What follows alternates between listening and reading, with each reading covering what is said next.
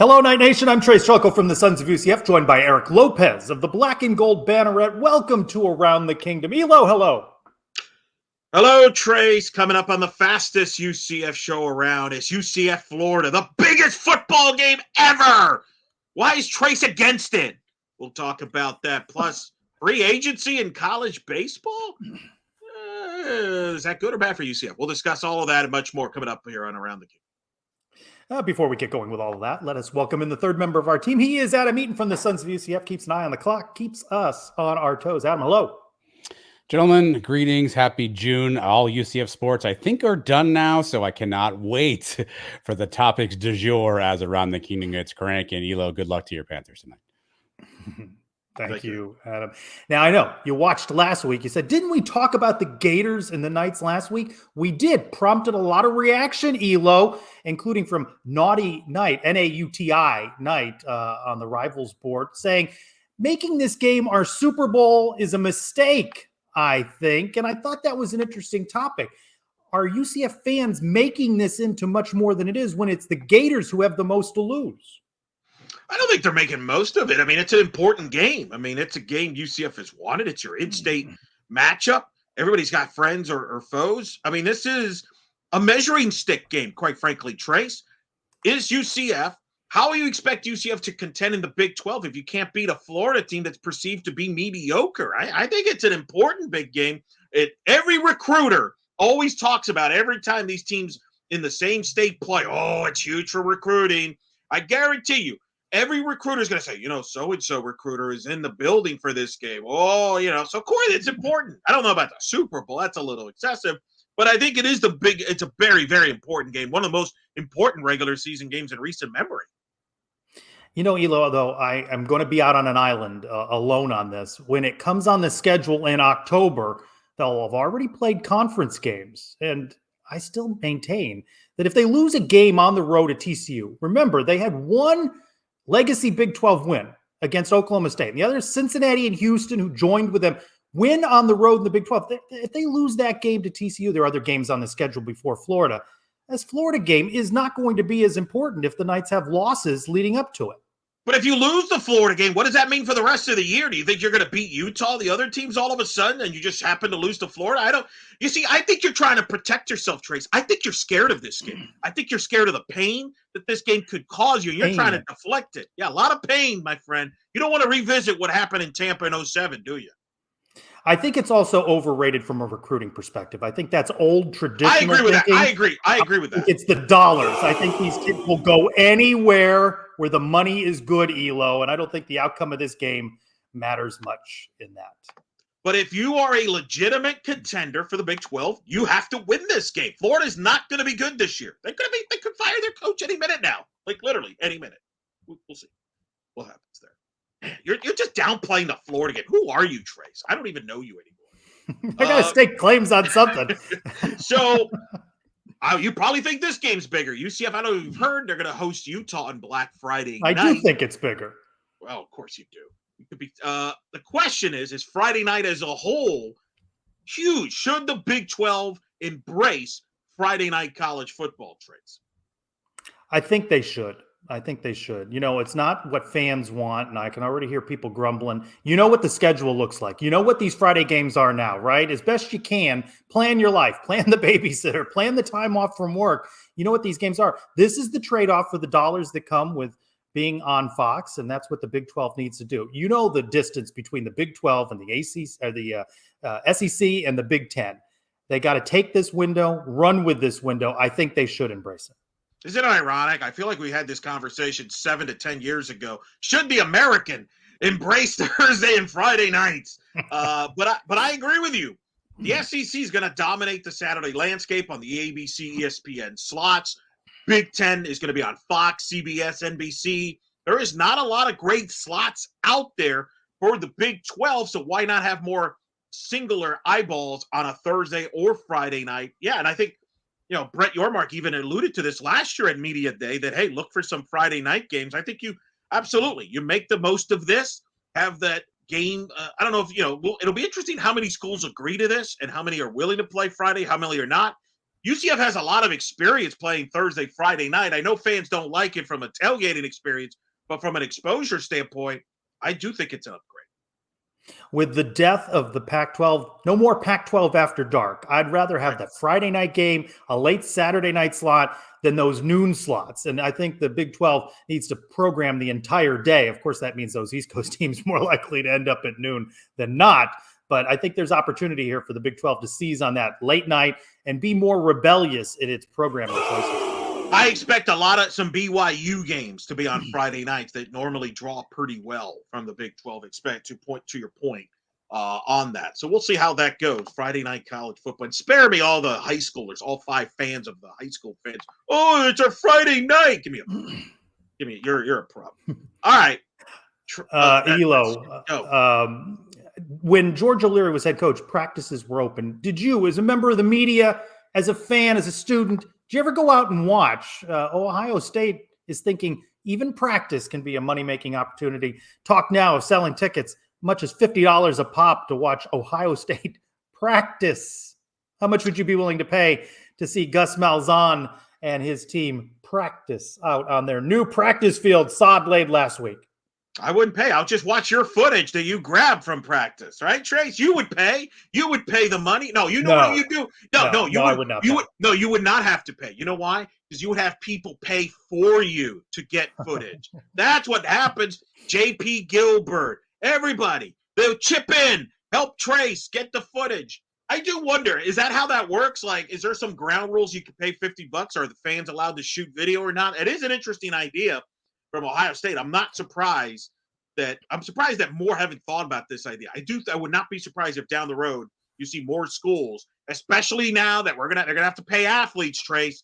Why not? Maybe not 50, but charge $10, $20 to watch a scrimmage. I could see that.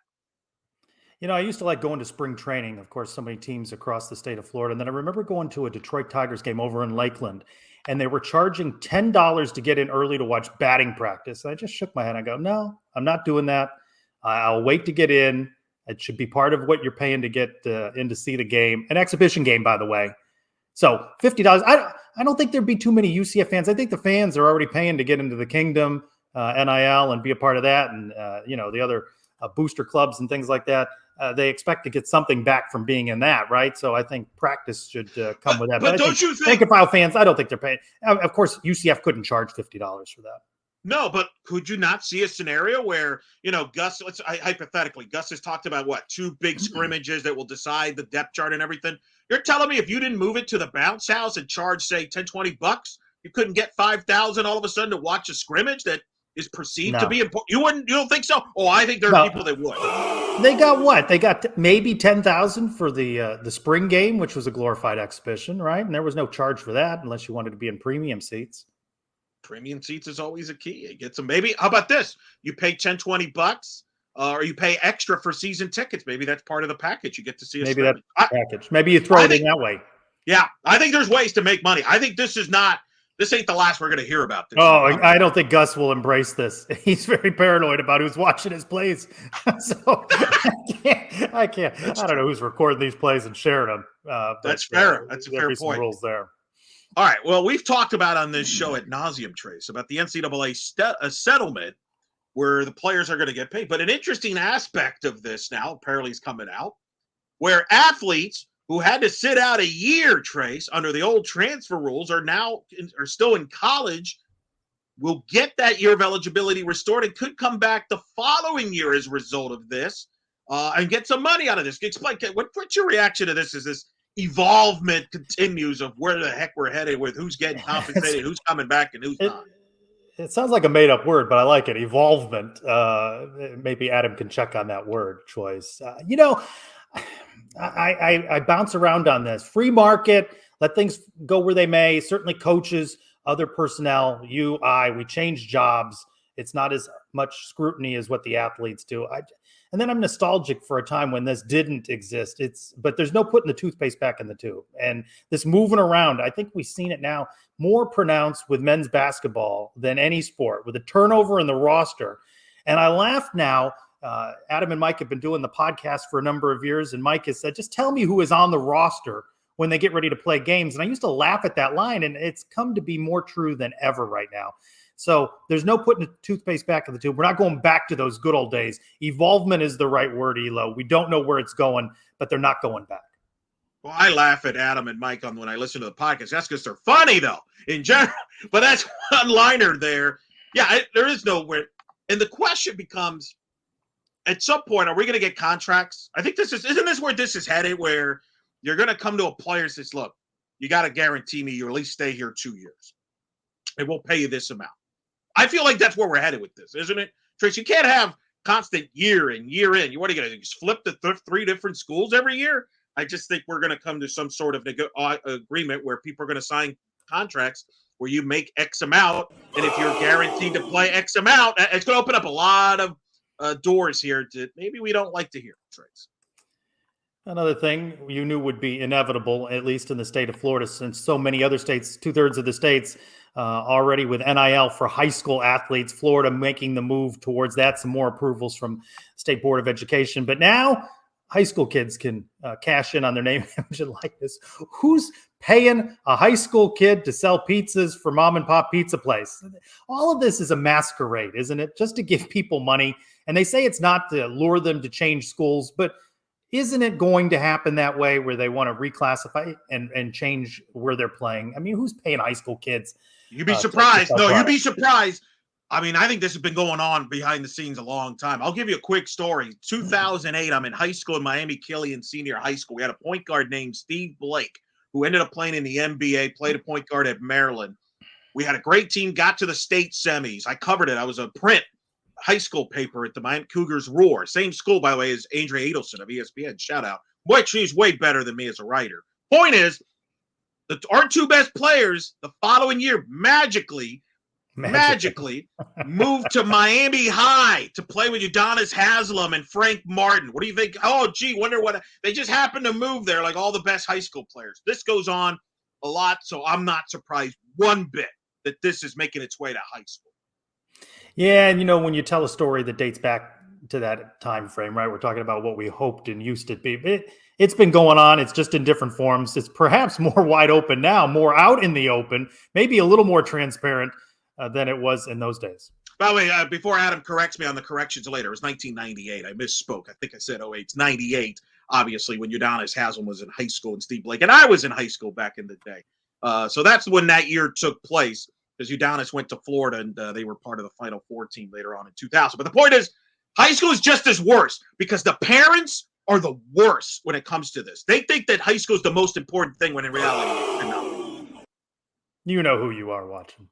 Yeah, Speaking of free agency, could we have some free agency in college baseball, Trace? Hey, Aaron Fett of D1 Baseball said, tweeted out, that hearing from coaches feeling overwhelmed by the current portal NIL world and nervous about the future. One coach said, we've grown college baseball to a ridiculous level, and up to now, we've had selective transfers. This year, it's straight up free agency.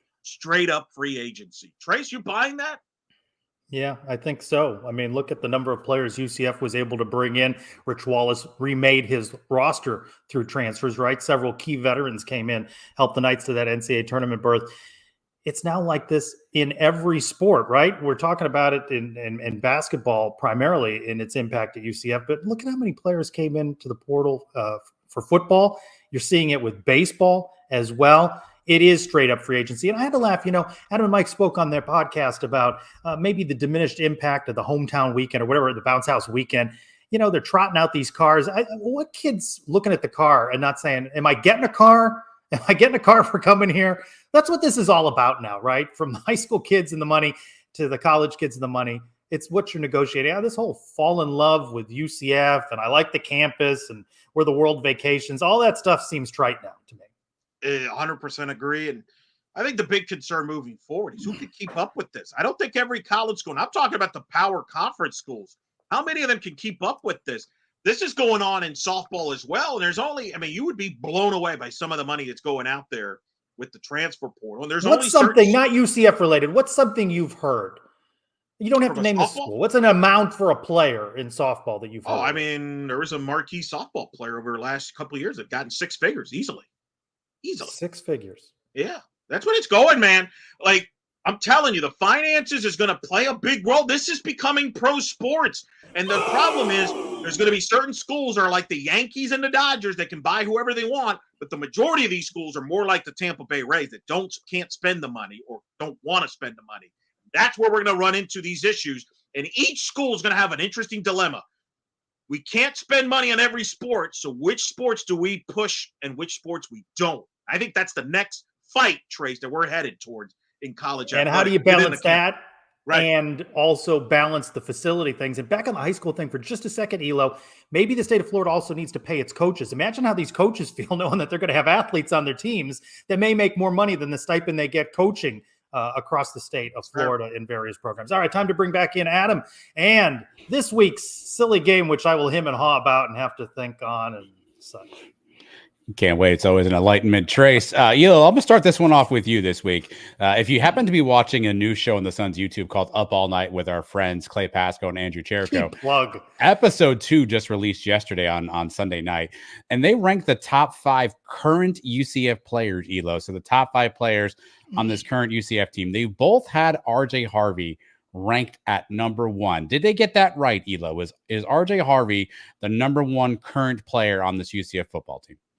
Spoiler, that's with one of the topics on the show. Thanks a lot, Adam. I was going to watch it. I tried to watch. No, I agree. RJ Harvey, based on last year, he was the best player on the team last year. I think he's the best player going into this year. Whether he is at the end of the year, who knows? But yeah, I agree with that. I think he's pretty important, but I think a lot more emphasis and importance will be on KJ Jefferson and his play. And if the Knights hope to be a contender in the Big 12, they're going to need the production from KJ Jefferson. So I think he going into the season is all eyes on him. All right, Trace, this next one for you we'll start with. We're recording on June 10th. And for those who are unaware, today is the 61st birthday of our beloved UCF. UCF 61 years old as of today on June 10th. So, Trace, I'll start with you. Get UCF a gift. What do you get in UCF? What does UCF need for their 61st birthday? Can I finally see the lazy river? Can it be expanded all over the campus? Can you start at the Athletics Village and wind all the way around? A little pickup in the speed of it, like some faster lazy rivers. I want a lazy river encircling the campus. And of course, more parking. Good luck wrapping that. Elo, what do you get in UCF for her 61st birthday? Oh, wow. I am going to get them a new softball field with a new press box with plenty of space for people like Trace, who had big scoops on softball. He scooped Trace now. Softball Trace could sit in his own press box. That's how, there you go. It's predictable that you two would both pick the lazy river. And this, I should have said exclusions on this one. All right, last one. Today, also, Elo, the 17th year anniversary of the last episode of The Sopranos. The Sopranos final episode 17 years ago today on the 10th. So, Elo, what is the best final episode for any series in television history? What is your top final series episode? That's a good one. That left me. I remember watching. I was like, "What? That's it? That's it?" You know, I know what it wasn't, and Trace will disagree. It wasn't Seinfeld. That was a bust. That wasn't the best, but it wasn't the worst. Oh, it was disappointing. Yeah, that's pretty tough. I would say I actually think Sopranos was one of the best endings because it kind of left it to your imagination, which I like, and people to this day still talk about that ending. So that's a big plus for them. Wow, I had you going with the Friends, and this one ended up upset you with the Sopranos. I had you going with Friends. You threw me off on that one. Trace? I'm not as familiar with either show, but have seen the moments in the second version of the Newhart show with Bob Newhart, where he wakes up with his TV wife from his first show. So I think that is a surprise that no one saw coming. Would be a classic ending for a long-running show. I did not have the Newhart show as on. I just remember that ending being surprising. My two inclusions for you would be Cheers and The Wonder Years. That would be my two inclusions. I don't remember. How did Cheers end, though? I don't remember how Cheers ended. Sam just walks away, like closes the door and sort of says goodbye. No, see, I didn't like that, though, Adam. Adam, he should have ended up with Kirstie Alley's character. Come on. Rest in peace. I know why he didn't, but I didn't like that. All right. Thank you, Adam. All right, Elo. We've got all of summer to talk about the successes, the failures of UCF's first year in the Big 12, or in the case of men's soccer in the Sun Belt. I want to kick that off tonight because we just got released in the last couple of days, women's soccer schedule. we're 60 days away from their opener as we're recording. So that will happen in August. When you look back on the 2023 women's soccer team in the first year in the Big 12, what do you think are the biggest successes? What are your concerns going into their second year? How would you grade the overall season for women's soccer and in the first year in the Big 12? Well, I think the part of the success was they could compete in the Big 12. They were right in the mix, middle of the pack. They were a first four out of the NCAA tournament. So I think you feel they could compete there. The concern is it looked like there was all the teams in the Big 12 had multi-goal scorers. And UCF defensively struggled with that. Some of that might have been injuries. Maybe some of that was just not being as experienced on the back line. Do they have enough firepower offensively to stay with the BYUs, who's one of the best offenses in soccer? And if they don't, do they have enough on the back line to compete in the Big 12? I think that's the big concern for UCF in the Big 12 in women's soccer. You mentioned that BYU goes into the Big 12 at the same time, ranked 7th. They played them twice in a 3-week stretch of time or week stretch of time. They lose 4-1 in one match. They lose, what was the other one? 3-2. Yeah. That's a lot of goals given up. And this is with an experienced goalkeeper in Caroline Delisle that was in net and, led the program in shutouts over her career at UCF. So there was also that concern. You mentioned it there. Can they outscore teams? And it's still, the roster's still sorting out and all of that, and 60 days away from the start of the season. You wonder, though, if they made as much of an impact, maybe the least impact. I'm not women's basketball aside right there. Do you think maybe the least impact in its first year in the Big 12 of your major sports on campus? Yeah, I mean, it was the first sport. It got the first Big 12 win, but you're right. I mean, it's always distant memory there. It'll be interesting to see how they look. Do they make it? Coach Sahedak's teams historically like to win games 1-0, 2-0, 2-1. They like to be really sound defensively and have possession. They usually have a strong midfielder like a Daria Rajaid that would dominate the possession at time. Do they have that coming into the year? Because now in the Big 12, everybody's got athletes that could do that. And I thought at times UCF got outplayed from a time of possession standpoint by a lot of these talented teams like the Texas, who are no longer in the league. I get that. But you have the BYU, who's probably going to be the favorite in the league going into the season, Texas Tech, etc. That's, to me, a couple things. Do they have the midfielder that can give you the time of possession? Do they have creative offensive players that could create more than just depending on one player? And then are they sound defensively? Well, we'll know in about 60 days, Elo. The good news is there's no sport of the year kicks back. There is no powerhouse in the league that you're like, oh my God, we can't beat them, right? Like BYU is a Final Four team, but they have a chance to compete. So what's your final grade? Women's soccer year 1 in the Big 12. I'm going to go B-. C-. You didn't make the tournament. You got to make the C-. tournament. You got to make the tournament. They had a win in the Big 12 tournament. Got to make the tournament. Tiffany Roberts would be the first to tell you. Got to make the tournament, man. I'm going to go B-. I'm going to grade on a curve. I wish you were my professor when I was a student. Men's soccer, of course, had their first year in the Sun Belt. Yes, Sun Belt, in case you've forgotten. UCF peaked at one point, being ranked number 1 in the country. Of course, they were knocked out in the opening round of the Sun Belt tournament, as well as in the first round of the NCAA tournament. Was this a successful year 1 in the Sun Belt for Scott Calabrese and UCF men's soccer trades? Yeah, I think the ending puts some diminishment on what was a tremendous first season for the Knights in the Big 12. I think that's a little unfair. It's a lot of what have you done for me lately, and they stumbled down the stretch, Elo, but competitive games, and you can't take away from them that they did get to number 1. I mean, they don't get a strong A+ from me because of the way they finish, but I think they had a great first year in the Sun Belt, and their schedule's out as well, and that's going to be competitive, and they start around the corner as well when the new year kicks off. I think the question I have, Trace, maybe the biggest question, forget football, let's put football and men's basketball aside. All right, we all agree those are scrutinized, has a ton of print. Let's put those aside.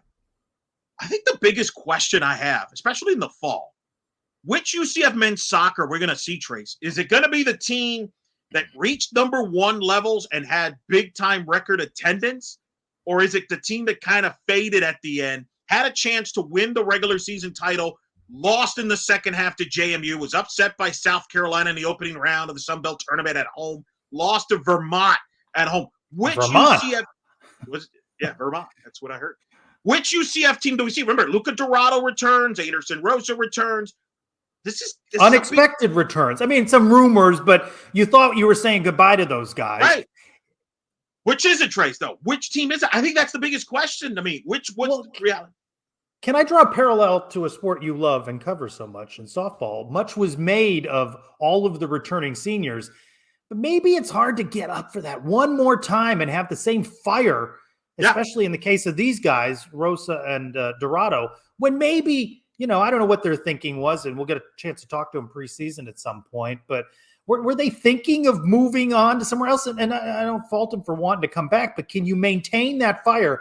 I think those two guys are key as they develop the next generation of leaders on that team, whether they still have that same fight and hunger. The other thing I'm interested in is the Sun Belt going to be as strong as it was last year? We wonder what this new Sun Belt bringing back men's soccer, West Virginia, Marshall, UCF, we're all in the top 10 at one point, top 5 in the country. Does that duplicate itself or not? I think that also tells the story for UCF men's soccer. I do think it was a successful season. Grade, Elo. What's your grade? B. I'm going B. B. They got to number 1. A minus. They lost in the opening round. They got to number 1. But yes, they stumbled a little bit down the stretch. You're dropping them to a B. How do you go from that to losing in the opening round of the tournament at home? That's the thing. You lost 3 1-goal losses in a row. It was tough. They played competitively. Well, we'll see. We'll see what happens. So, are you confident that they'll be fine this year? They're going to be. I'm confident with Scott Calabrese. I think he's one of the best coaches on campus. So, yes. I agree with that. But I do wonder what the hangover is moving forward. Are they, to your point that you brought up earlier?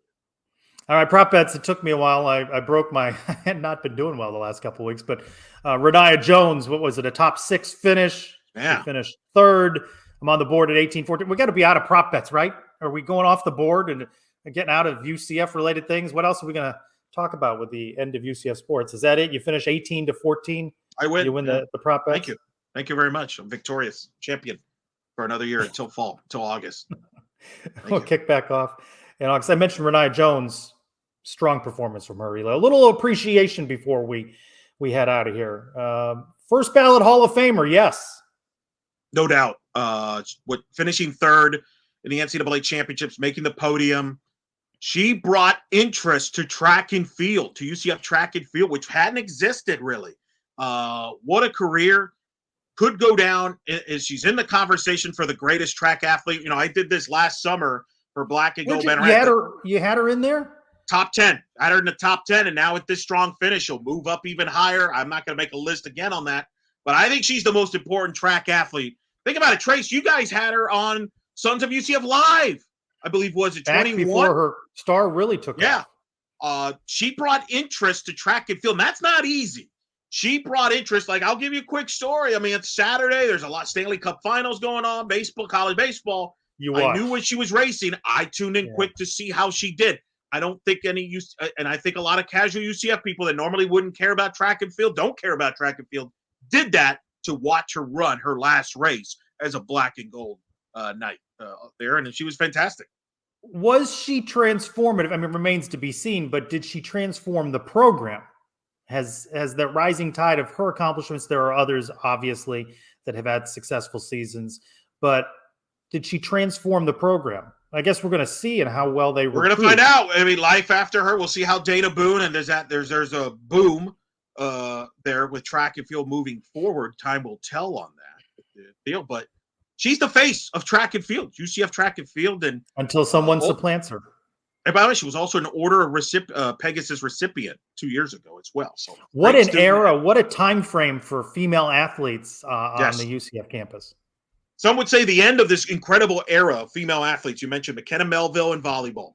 Jada Cody, Shannon Doherty, and you add Rayniah Jones. That's your Mount Rushmore of UCF female athletes of this era. You may have just named it. Yeah, you may have just named it. All right, time to bring back in Adam. What did we get right, wrong? Educate us, Adam. All right, here we go. You guys talked about the Florida schedule. According to SI, University of Florida has the toughest schedule in all of college football next year. So Billy certainly will be in the hot seat. Perhaps they're looking past the UCF. Who knows? Big 12 Friday night. There are 10 games on the Friday night schedule this year. 4 are already pre-scheduled. 6 were added sort of, mid-scheduling here, including only 2 for BYU Elo. So they're only on the Friday night slate twice. Evolvement a progression form or simple. I'm sorry, progression Solid from a word simple or from a from something simple to something complex. So evolvement actually is a I true like it. word. Like a One good of word. the biggest stipulations in the Florida NIL, there will be no collectives allegedly, so no Yeah. Kingdom NIL for high school. And Elo, I fell down a rabbit hole with this Miami High Steve Blake story. So, fun fact: I played against Steve Blake and Udonis Haslem, 1998, the Cruel Classic down in Miami. We got our ass kicked, by the way. That game featured my former teammate Major Parker, who went on to play with Udonis Haslem at University of Florida. But fun fact: Steve Blake was kicked out of the FHSAA because they found that Frank Martin used a fake address and he should not have been attending Miami High. So, fun fact, we can do a whole show on Steve Blake and Miami High, but we'll get to that next week. I was the paper. My history teacher was a big basketball coach, actually, at Killian. Thank you, Adam. All right, one more thing before we go. Elo, hang the banner. We've been talking about all these sports, but it was cybersecurity that won a national championship for UCF. I'm not entirely sure I can define what all goes into that, but they are the best, Elo. And no claims, right? No claims outright. You can catch new episodes midweek every week on the Sons of UCF YouTube channel. Downloaded later wherever you get your audio feeds. For Adam Eaton and Eric Lopez, I'm Trylko. Thanks, everyone, for watching this week's Around the Kingdom.